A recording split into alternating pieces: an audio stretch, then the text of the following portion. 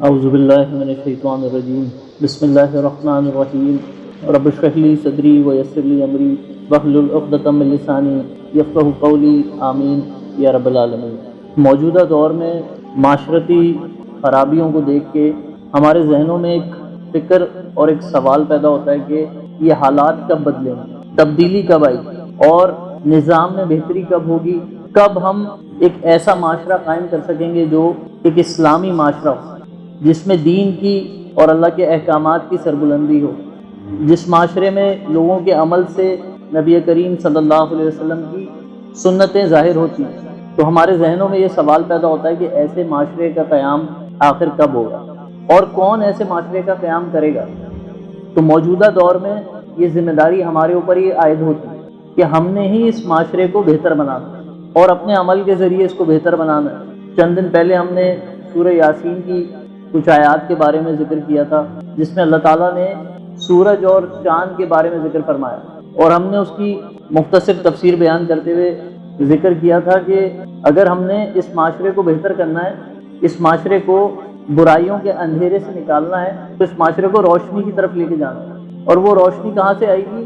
اس روشنی کے لیے ہمیں آپ صلی اللہ علیہ وسلم کی سنتوں کا اتباع کرنا ہے۔ اس روشنی کے لیے ہمیں قرآن مجید میں موجود اللہ تعالیٰ کے احکامات پہ عمل کرنا ہو، اور ایسا کرنے کے لیے ہمارا قرآن سے متعارف ہونا ضروری ہے۔ جب تک ہم قرآن کو سمجھیں گے نہیں، قرآن کو پڑھیں گے نہیں، قرآن میں موجود پیغامات جو اللہ تعالیٰ نے اس امت کے لیے بھیجے ان کو پہچانیں گے نہیں، تب تک ہم ان پہ نہ عمل کر سکیں گے اور تب تک نہ ہی ہم اس معاشرے میں بہتری لا سکیں گے۔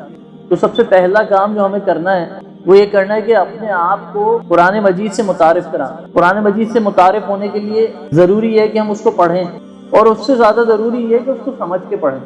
عام طور پہ ہم تمام لوگ ہی قرآن پڑھتے ہیں، لیکن کیونکہ ہم قرآن عربی زبان میں پڑھتے ہیں اس لیے وہ ہمیں سمجھ میں نہیں آتا۔ تو ضرورت اس بات کی ہے کہ ہم اس کو اپنی زبان میں پڑھیں تاکہ ہم اس کو سمجھ سکیں۔ اور ابتدائی طور پہ اپنے آپ کو قرآن سے متعارف کرانے کے لیے یہ ضروری نہیں ہے کہ ہم قرآن کو آج شروع کریں اور بس 30 دن میں ہم نے ختم کرنا ہے، پورا قرآن ختم کر دیں اب اردو ترجمے کے ساتھ۔ ایسا نہیں ہے۔ مقصد قرآن ختم کرنا نہیں ہے، مقصد قرآن کو سمجھنا ہے۔ قرآن ختم کرنے سے زیادہ اہم بات یہ ہے کہ ہم قرآن سمجھیں۔ یہ زیادہ اہم ہے کہ قرآن جو مکمل کیا اس میں سے سمجھ کتنا آیا، اس میں سے ہماری زندگیوں میں کتنا آیا عملی طور پر، یہ زیادہ اہم بات ہے۔ تو جب تک ہم قرآن کا مطالعہ ایسے نہیں کریں گے کہ ہم اس کو سمجھ سکیں اور اپنی زندگیوں میں اس کو عملی طور پہ عمل درآمد کر سکیں، تب تک اس معاشرے میں بہتری نہیں آئے گی۔ تو ہمیں زیادہ سے زیادہ ضرورت ہے کہ ہم اس قرآن سے قریب ہوں، آپ صلی اللہ علیہ وسلم کی سنتوں سے قریب ہوں، اور جب یہ ہماری زندگیوں میں دونوں چیزیں آئیں گی، اللہ تعالیٰ کا پیغام اور آپ صلی اللہ علیہ وسلم کی سنتیں، تو خود بخود ہمارے اندر تبدیلی آنا شروع ہوگی، اور یہ معاشرہ ہم ہی لوگوں سے قائم ہے۔ جب ہمارے اندر تبدیلی آئے گی تو اس معاشرے میں بھی آہستہ آہستہ تبدیلی آنا شروع ہوگی۔ تو ہمیں اپنے عمل سے اس معاشرے کو بدلنا ہے۔ تو میری آپ لوگوں سے درخواست ہے کہ اگر ہم سورہ فاتحہ سے ابتدائی قرآن سے شروع کرنا چاہتے ہیں تو وہاں سے شروع کر لیں اس سلسلے کو، لیکن روزانہ تھوڑا تھوڑا وقت نکالیں۔ یہ ہمارے لیے ابتدائی طور پہ مشکل کام ہوگا۔ جب ہماری دلچسپی پیدا ہوگی تو پھر ہم قرآن کو خود سے اٹھائیں گے، خود سے پڑھیں گے، اس کو سمجھیں گے، اس میں جگہ جگہ موجود چیزوں کو نوٹ کریں گے، مارک کریں گے، ہمارے ذہن میں موجود سوالات کو صاحب علم لوگوں سے پوچھیں گے۔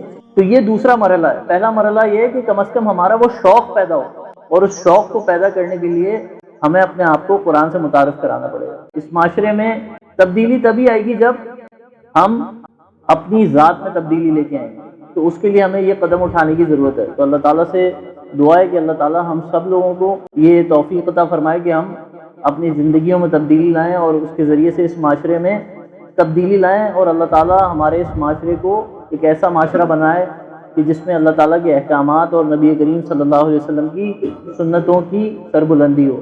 اللہ تعالیٰ ہم سب کو عمل کی توفیق نصیب فرمائے۔ وما علینا الا البلاغ المبین۔ جزاکم اللہ خیر۔